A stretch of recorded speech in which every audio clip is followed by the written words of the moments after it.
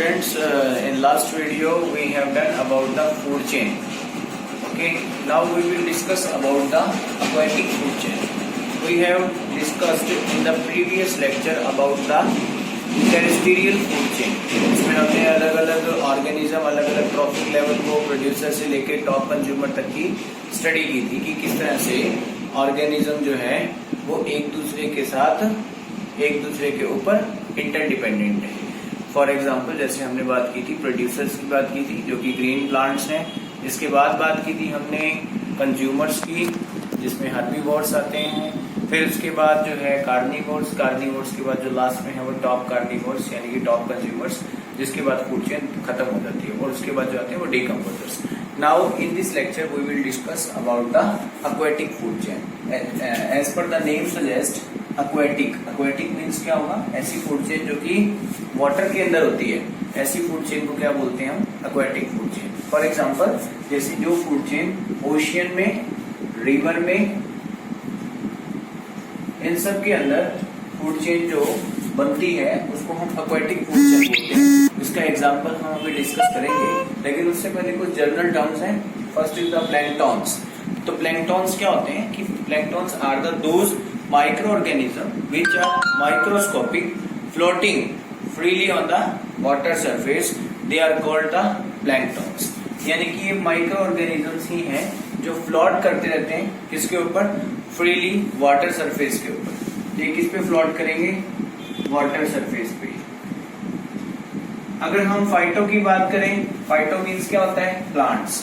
तो इसका मतलब वो एक्वेटिक प्लांट्स जो कि वाटर के ऊपर फ्लोट करते हैं उसको हम बोलते हैं फाइटोप्लैंक्टन्स. तो इसमें कौन आएंगे? एक्वेटिक प्लांट्स आ जाएंगे जो फ्लोट करते हैं किसके ऊपर? वाटर के ऊपर. तो उसको हम बोलते हैं फाइटोप्लैंक्टन्स. अब बात करें जूप्लैंक्टन की, तो ये भी कुछ माइक्रोस्कोपिक ऑर्गेनिजम्स होते हैं, एनिमल्स होते हैं जो कि वाटर सरफेस के ऊपर क्या करते हैं? मूव करते हैं. जो वाटर सरफेस के ऊपर हमें फ्रीली मिलते हैं. तो ये कौन आएंगे? ये एनिमल्स होंगे. एनिमल्स कैसे एनिमल्स हैं? Aquatic animals. एक्वेटिक. तो ये क्या रहेंगे? फ्रीली क्या रहेंगे? उसके ऊपर हमें सरफेस के ऊपर मिलेंगे. तो इसको हम कहते हैं जूप्लैंक्टन. अब इससे अगली एक छोटी सी बात करते हैं कि इसके अंदर एक्वेटिक फूड चेन क्या है. एक एग्जांपल उसका डिस्कस कर लेते हैं कि फाइटोप्लैंक्टन को जूप्लैंक्टन मीन्स ये है प्रोड्यूसर्स. फाइटोप्लैंक्टन्स कौन है? प्रोड्यूसर्स. प्रोड्यूसर्स को कौन करता है? ईट. इसको करता है हर्बीवोर्स. तो ये जूप्लैंक्टन्स हैं वो क्या रहेंगे? हर्बीवोर्स. हर्बीवोर्स को आगे कौन ईट करता है? वो करती हैं स्मॉल फिशेस. तो ये एक फूड चेन बन गई जो कि एक एक्वेटिक फूड चेन का एग्जांपल है. इसके अंदर कौन आएगी? Small fish. Small fish. और स्मॉल फिश को कौन आगे कंज्यूम करता है? Big fish. This is the example of food chain which is aquatic. जिसमें इस एग्जांपल की बात कर रहा था वो यही एग्जांपल है कि phytoplanktons, zooplanktons, small fish and big fish. तो ये जो है स्मॉल फिश ये क्या रहेगी? कार्निवोर्स. और जो बिग फिश है वो क्या रहेगी? Top carnivores. Okay. Next our topic is trophic level. Trophic level की बात करें तो व्हाट इज ट्रॉफिक लेवल? तो ट्रॉफिक लेवल क्या होता है कि हर स्टेप पे हमने लास्ट वीडियो में देखा कि फूड का ट्रांसफॉर्मेशन हो रहा था one step to another step. Means herbivores को कार्निवोर्स, कार्निवोर्स को टॉप कार्निवोर्स, और हर्बीवोर्स किसको ईट कर रहा था? प्रोड्यूसर्स को. क्लियर. उसमें जो ट्रांसफर हो रहा है फूड का, दैट मीन्स ट्रांसफर किस चीज का हो रहा है? एनर्जी का. तो अगर डेफिनेशन की बात करें तो डेफिनेशन क्या बनेगी कि trophic levels are the steps in a food chain at which transfer of food energy take place. Transfer किस चीज का होता है इसमें? Food energy transfer. Food energy का ट्रांसफर होता है from one level to another level. अब ये जो मैंने शेप बनाई है ट्रॉफिक लेवल की, इस शेप को बोलते हैं पिरामिड शेप. Pyramid shape. ये ट्रायंगल जो आपको दिख रही है ये पिरामिड है. ये पिरामिड शेप बनाई है मैंने, जिसमें आप देखिए प्रोड्यूसर्स. देखिए धीरे धीरे ये जो एरिया है वो स्मॉल होता जा रहा है. क्यों? क्योंकि प्रोड्यूसर जो है उसके पास ज्यादा अमाउंट में एनर्जी है। जैसे जैसे वो हम ऊपर की तरफ मूव कर रहे हैं, एनर्जी का लेवल क्या होता जा रहा है? कम होता जा रहा है। जिसको हम अभी एक लॉ भी अगली ही इसमें स्टडी करेंगे, जिसको 10% लॉ कहते हैं कि हर एक जो लेवल है उसमें एनर्जी का लेवल जो है वो 10% ही आगे फर्दर जाता है। उसमें हम डिटेल में स्टडी करेंगे, लेकिन आप पहले ये देखें, ये प्रोड्यूसर्स हैं। प्रोड्यूसर्स के बाद primary consumers, secondary consumers and top consumers. ये कितने लेवल की बन गई? ये 4 स्टेप्स बन चुके हैं, प्रोड्यूसर से लेकर के टॉप कंज्यूमर तक के। इसको हमने क्या नाम दे दिया? Trophic level. तो हम इसको T1 से शो कर देंगे, T2, T3 and T4। Trophic level 1, 2, 3 and 4। किस शेप का है ये? पिरामिड शेप का है। कोई इसमें आपको प्रॉब्लम हो तो प्लीज आप मुझसे पूछ सकते हैं। नेक्स्ट इसके बाद से मैं यही एग्जांपल लें तो प्रोड्यूसर हमारा कौन सा लेवल है? This is the first trophic level. जिसके अंदर हम बात करें तो प्रोड्यूसर्स में कौन आता है? ग्रेन प्लांट्स आते हैं। हर्बीवोर्स की बात करें तो हर्बीवोर्स क्या है? हमारे सेकेंड ट्रॉफिक लेवल। क्लियर? जिसपे कौन आएगा? डियर या इंसेक्ट, जिसको मर्जी आप ले सकते हैं। इंसेक्ट मान लीजिए। इसके अंदर कौन आएगा? फिर फ्रॉग आएगा। इसका मतलब ये क्या है? कार्निवोर्स है। This is the third trophic level and fourth one is the top carnivores, जिसके अंदर कौन आएगा? हमारा स्नेक आ सकता है। फ्रॉग को कौन ईट करेगा? स्नेक ईट करेगा। उससे ऊपर भी जा सकते हैं, हॉक के ऊपर, जो हमने पिछली ही इसमें वीडियो में देखा था कि 5 लेवल की हमने क्या बनाई थी? Food chain. तो वही सेम हमने ये शो किया है कि एनर्जी धीरे धीरे क्या होती जा रही है? ऊपर जाते जाते कम होती जा रही है। This is all about the trophic level. Next topic अब हम करने वाले हैं वो है फूड वेब। फूड वेब क्या है? कि the network of different food chains. Network of different food chain. Different food chains का आपस में नेटवर्क है जो कि इंटरकनेक्टेड रहता है। आप एक देख लीजिए, एक फूड चेन को देख सकते हैं, plant, insect, snake, hawk. Clear? अब इसका एक और example, plant, grasshopper, frog, hawk. ठीक है? इस फ्रॉग को हम डायरेक्टली इधर भी लिख सकते हैं ऐसे। तो हम देख रहे हैं कि सारी की सारी आपस में एक दूसरे से क्या है? फूड चेन्स इंटरकनेक्टेड है। ये सारी की सारी फूड चेन्स जो है वो इंटरकनेक्टेड है, इसलिए इसको नाम क्या दे दिया हमने? Food web. मतलब फूड का बना हुआ एक वेब है, एक जाल बना हुआ है सभी फूड चेन्स का आपस में एक दूसरे के साथ। तो कहते हैं कि इसमें डिफरेंट ऑर्गेनिज्म, यानी कि वन ऑर्गेनिज्म को जो खाने वाले हैं, मतलब उसके ऊपर के कंज्यूमर्स हैं, वो बहुत सारे हैं। क्लियर? जैसे इंसेक्ट्स को ही देख लीजिए या ग्रास हॉपर को देख लीजिए। ग्रास हॉपर को बर्ड भी खा सकता है, ग्रास हॉपर को फ्रॉग भी खा सकते हैं। तो ये सारे के सारे आपस में इंटरकनेक्टेड है। अब बात करें तो इसमें भी जो फूड वेब है वो स्टार्टिंग जो होती है वो होती है प्रोड्यूसर से। ये प्रोड्यूसर्स हैं प्लांट्स, और एंड इसका कहाँ होता है? टॉप कार्निवोरस पे। ये सारे के सारे बीच में कौन आ जाएंगे? कंज्यूमर्स आ जाएंगे।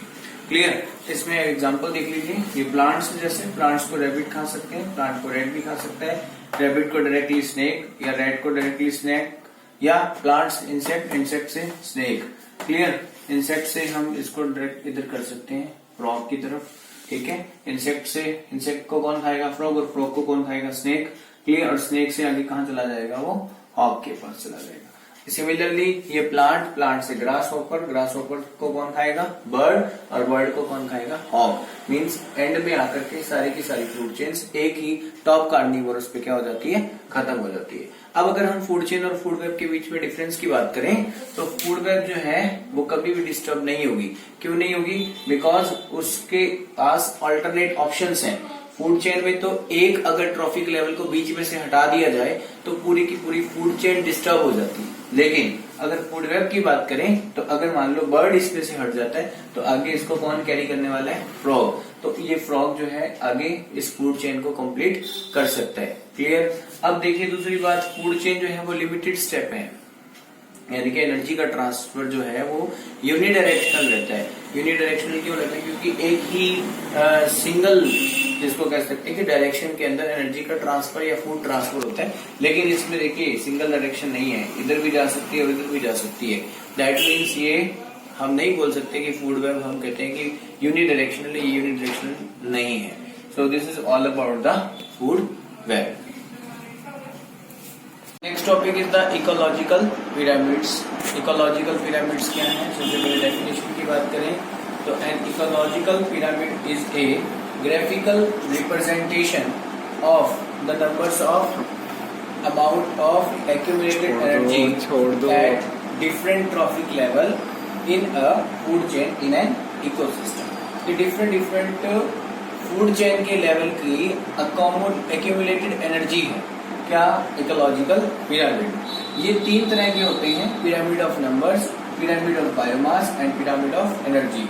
अभी एक पिरामिड हमने पहले भी देखा था तो उसको भी मैं भी एक्सप्लेन करूंगा। सबसे पहले हम पिरामिड ऑफ नंबर्स की बात करते हैं तो कहते हैं it shows arrangement of number of individual of different trophic level in a food chain in an ecosystem.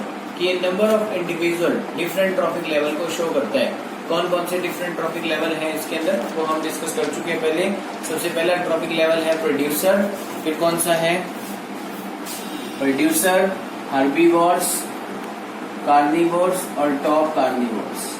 Producers, herbivores, carnivores, top carnivores, ये डिफरेंट क्या है इसके नंबर्स हैं। इसको हम फर्स्ट ट्रॉफिक लेवल बोलते हैं, इसको हम सेकंड ट्रॉफिक लेवल, इसको थर्ड और इसको क्या बोलते हैं? फोर्थ ट्रॉफिक लेवल या टॉप कार्निवोर्स। को डाउट है तो आप इसमें से हमसे पूछ सकते हैं। इसके बाद है पिरामिड ऑफ बायोमास। बायोमास क्या है? बायोमास मीन्स कुछ हम मास की बात कर रहे हैं। कहते हैं कि it is the living mass of the organism of a food chain present at any time in an ecosystem। ये क्या करता है? ये बायोमास हमेशा डिक्रीज होता रहता है। कैसे डिक्रीज होता है?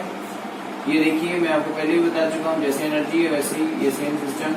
ये देखिए यहाँ बायोमास ज्यादा है, यहाँ कम, फिर उससे कम, उससे कम। यानी कि ये जो स्पेस की बात कर रहे हैं, ये स्पेस इसका ये शो कर रहा है कि इसका बायोमास क्या होता जा रहा है? धीरे धीरे कम होता जा रहा है। मीन्स एनर्जी ट्रांसफर क्या हो रही है? धीरे धीरे कम होती जा रही है। कहते हैं कि this pyramid shows decrease in the biomass in the trophic level from base to the apex. This is the apex part. तो ये डिक्रीजिंग फॉर्म में जा रहा है तो इसको हम नाम दे देंगे पिरामिड ऑफ बायोमास। तो इसका ये प्लांट, ये कौन आएगा इसमें? हर्बीवोर्स। ये कौन आएगा? कंज्यूमर, यानी कि, और इसके बाद ये कौन है? Top consumer. ये इसके अंदर हम देखेंगे। नेक्स्ट है पिरामिड ऑफ एनर्जी। एनर्जी का पिरामिड वो भी इसी से शो कर सकते हैं हम कि कहते हैं ईच ट्रॉफिक लेवल के अंदर टोटल अमाउंट ऑफ एनर्जी को हम कभी भी ट्रांसफर नहीं कर सकते। एनर्जी का लॉस हमेशा हर स्टेप पे आपको मिलेगा। उस स्टेप को समझाने के लिए मैं आपको एक लॉ एक्सप्लेन करता हूँ जिसका नाम है 10% लॉ। नेक्स्ट डिस्कस कर रहे हैं हम 10% लॉ। 10% लॉ नाम से ही हम जैसे सजेस्ट कर रहे हैं 10%, यानी कि एनर्जी का जो ट्रांसफर है from one trophic level to another trophic level वो 10% रहेगा। लेकिन आपको पता है कि जो ये प्रोड्यूसर्स हैं, दीज आर द प्रोड्यूसर्स।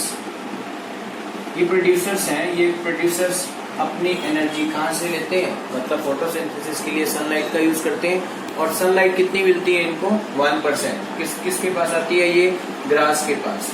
तो 1% एनर्जी यहाँ यूज होती है, लेकिन ग्रास से जो डियर के पास जा रही है और डियर से लॉयन के पास जा रही है वो 10% ही आगे ट्रांसफर होती है। जनरली स्टूडेंट्स क्या मिस्टेक करते हैं कि ये 1% की जगह भी क्या ले लेते हैं? 10%, जो कि रॉन्ग है। यहीं से एनर्जी आपकी गलत स्टार्ट होगी तो सारी एंड तक आपकी एनर्जी का जो ट्रांसफॉर्मेशन है वो गलत जाएगा। सबसे पहले बात करें कि ये 10% यूज हो रही है तो 90% कहाँ चली गई? जो ये 90% एनर्जी है वो इसकी मेटाबॉलिक प्रोसेस में एनवायरनमेंट के अंदर ही क्या हो जाती है? लॉस हो जाती है। तो इसका क्या हो जाता है? लॉस। क्यों? क्योंकि ये 90% जो एनर्जी है वो एनवायरनमेंट के अंदर क्या हो जाती है? लॉस हो जाती है मेटाबॉलिक प्रोसेसेस में। अब सन से एक एग्जांपल लेता हूं मैं, जैसे 1000 जूल एनर्जी सन के पास है फॉर एग्जांपल, और 1000 जूल जो है उसका 1% जो कितना बनता है? अप्रोक्सीमेट कितना हो गया? 10 जूल। ये 10 जूल ऑफ एनर्जी किसके पास आ गई? ग्रास के पास। अब इस 10 जूल का 10% कितना होता है? 1 जूल। तो 1 जूल एनर्जी किसके पास आई? डियर के पास। और डियर से 1 जूल एनर्जी का 10% कहाँ चला जाएगा? लॉयन के पास। तो जो हो जाएगा 0.1 जूल ऑफ एनर्जी।